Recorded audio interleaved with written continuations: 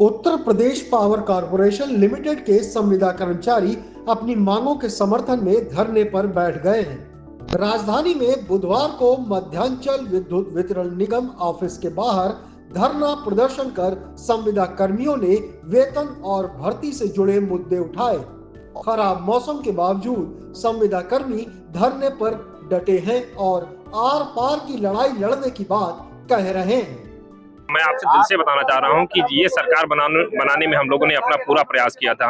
ये सरकार बनी थी, हम लोग अपने गांव में काली माता के स्थान पर भंडारा किए थे, लेकिन आज ये सरकार हम लोगों को निकाल कर बाहर कर दे रही है। मैं 2011 से कार्य कर रहा था अल्प वेतन में, लगभग उस समय मुझको मिलता था 4200 रुपए।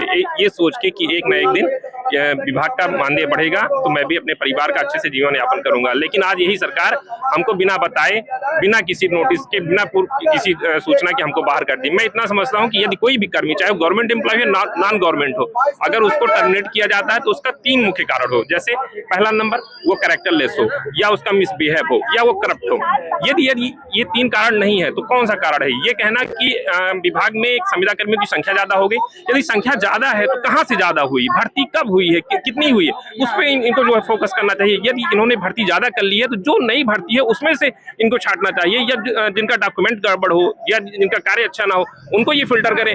हमारा सरकार से और कारपोरेशन से अनुरोध है कि हमारे भाइयों को बताइए, जिस परिवार में एक ही कमाने वाला अगर उस परिवार का मुखिया निकाल दिया जाएगा, बताओ उसके बच्चे, उसके बीबी, उसके परिवार उस पर क्या बीतेगी, आप बताइए। आप तो हमारा सरकार से यह निवेदन है कि खर्च बढ़ो, उद्यम घटो, निरपत निठुर मन कीन, और कह रहीम कैसे जिए थोड़े जल में मीन।